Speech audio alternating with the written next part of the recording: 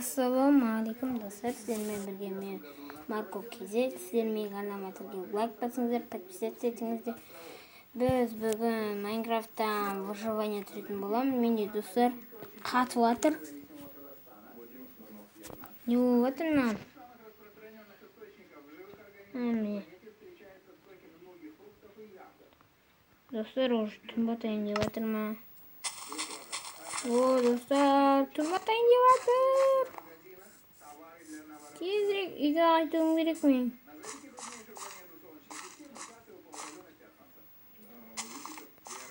Кеттік ол. Бір үйде тығылайық. Менің үйім міне. Осында тығылам.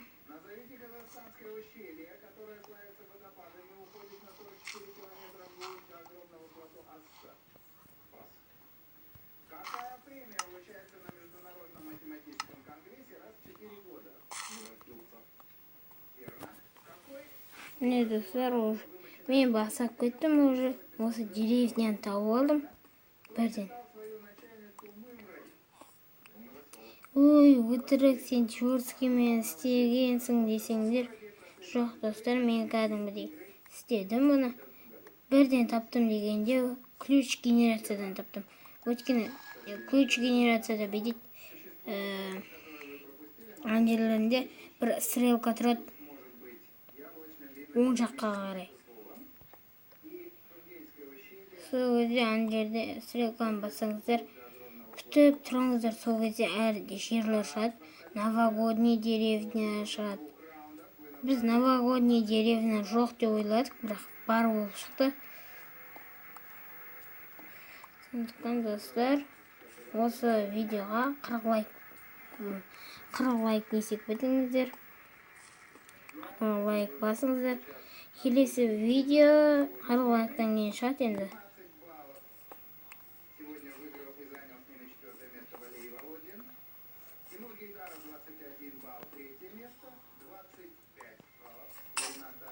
Ой, бұл менен келіп саңқал оқиқам.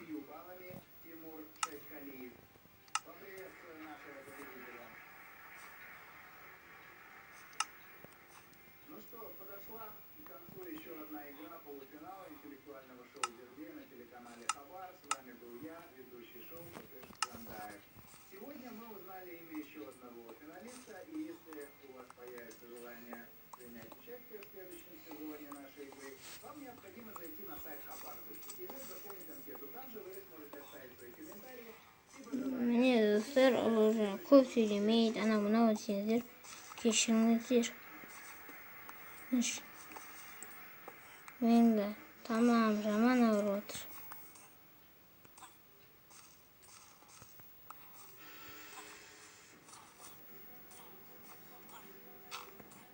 Достар, жауып қойын, ойбай.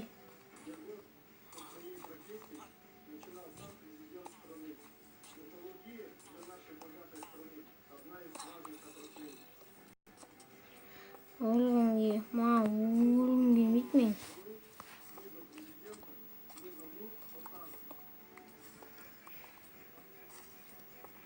Өлсем деген біттім мен. Заттарым бәрі кетеді. Шетелдердің үйінен алған заттарым бәрі кетеді. Зомбилар шетелдерді өлтіріп болып жатыр.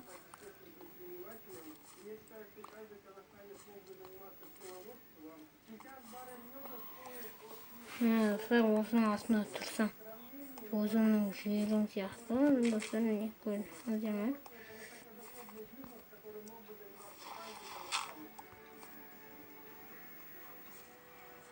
Достар, меч жасаймыз. Сосын еще раз топор. Достар, заттарының бәрін жасап қойып алайын.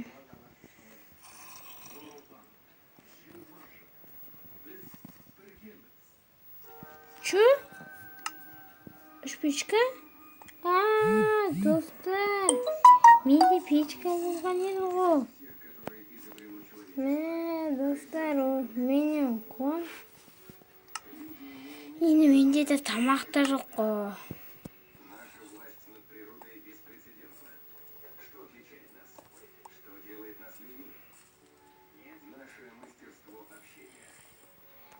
достар, мен де тағы кирка жасауым керек. Киркам бітіп бара жатыр. Ой.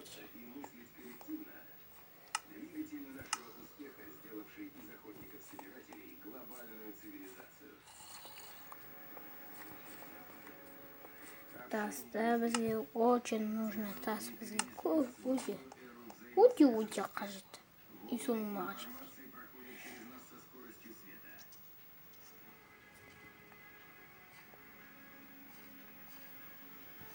Музыка, язык, искусство, тексты Ал енді безграничную человеческую таң атайын деп жатқан шығар, достар. нам самовыражение и коллективное знание.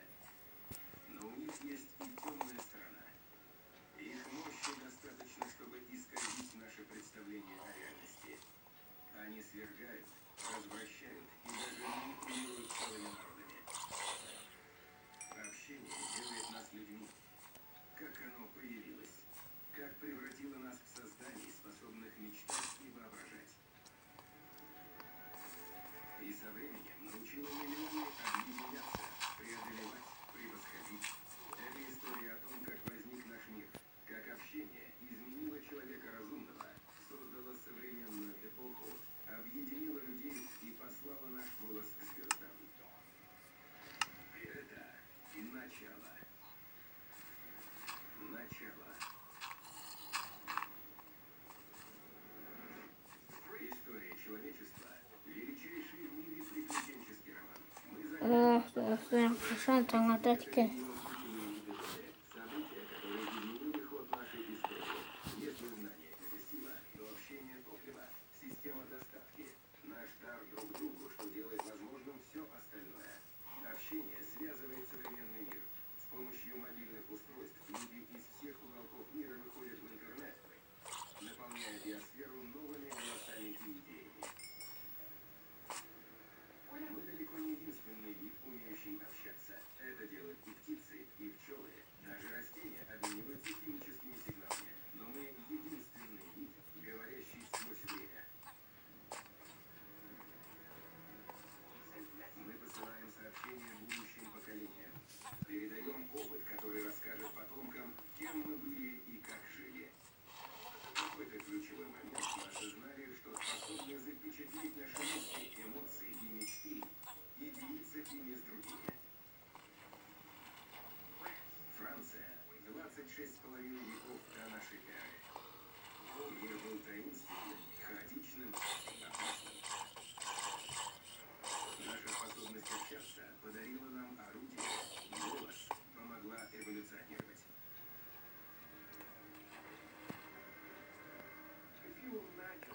Достар, Общество көрсетеліміз зомби қайнап кетіпті. из одного поколения в другое передавали лишь знаками и О, ощущениями. достар, таң атсын бірінші, достар. Критически важным умение общаться, показывать, Әйтпесе мыналарды олтыруым керек. О, достар, жақсы таң атыпты. добычей. Она была залогом выживания. Берге құрғыр крипер.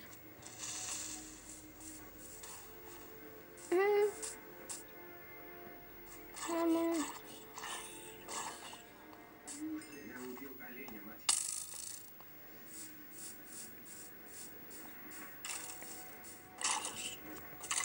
О, жар. О, Переходил в другой. ойка. Көрші. Мама. О. Ойкасын көрші.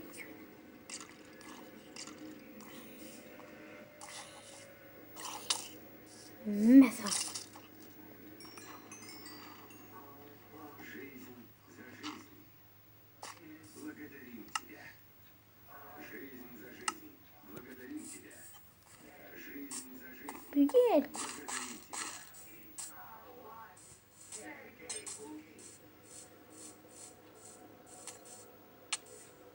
Отравление.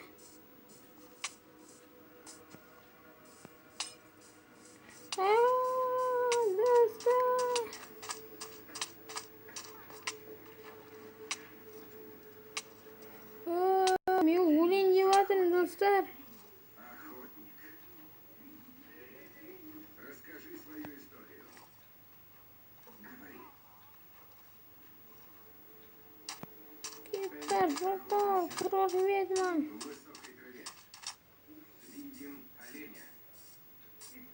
Достар, мен қарным ашып кетті уже.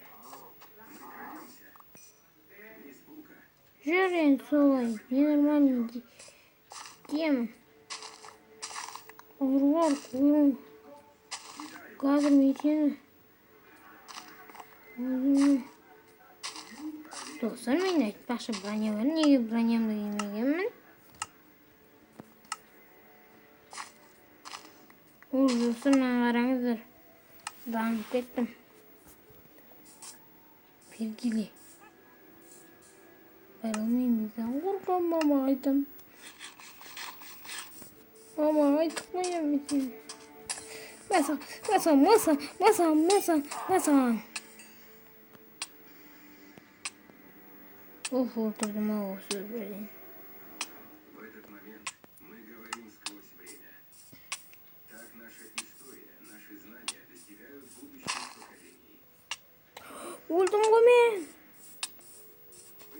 Өлдім. Мы передаем приобретенные знания с помощью речи. Я могу делиться информацией, собранной моим дедом. Другие виды не способны на это. Оф. Язык переносит нас в новый мир. Люди рассказывают истории о социальных отношениях, о том, как одно общество победило другое. Воображение наполняет этот уникальный Жақсыңдар ма, торговец. который, безусловно, не встречается у животных. Жақсыңдар ма, әйтеуір сендерді. Ойбай, алар өлтірді ғой бізді жаман. Міне үйлерінде кітап оқымайды жасыңдар. Я, құрсын кітапты ешкім оқымайды. Жүрді ерігі баняқта зомбилар мағасы қырылатта жүрді. Онда ала берем, я? Я, ала бер. Ес достар. Үйінің бәрін сыпырып отыр. Я, не дедің? Ештеңе. Только люди используют художественные символы для выражения идей и эмоций. Творчество меняет мозг, увеличивает массу серого и белого вещества внутри тел, что в целом усиливает когнитивные функции. Осыны аяқтан бәрін сыпырып, бәрін алып алайық. Значит, обладать изобретательным мозгом.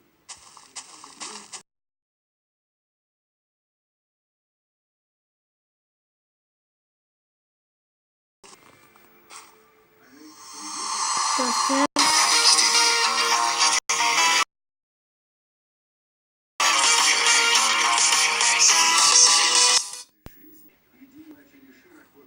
Достар, кешіріңіздер.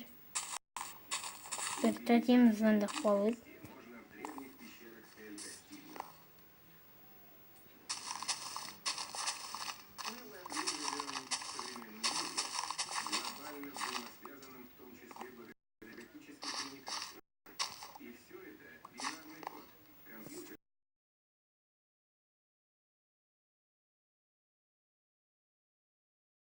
погрузившись в прошлое, можно дойти до момента, когда коммуникации не было. Достар, менде лагает етіп жатыр уже. Сначала ее изобрести.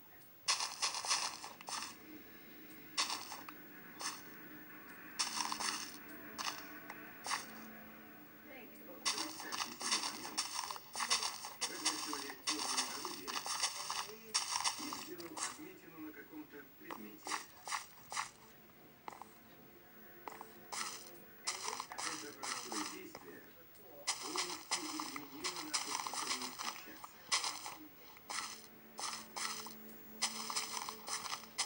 Перед вами ладонь ребенка. Рисунок находится в глубине пещеры. Это говорит нам о том, что сюда приходили не только взрослые. Они приводили детей. Достар, уже. Значит, они не боялись. Ал, достар, сау болыңыздар. Аман, сау болыңыздар. Мен бұны аяқтайтын боламын. Сау болыңыздар, осы ақыры лайк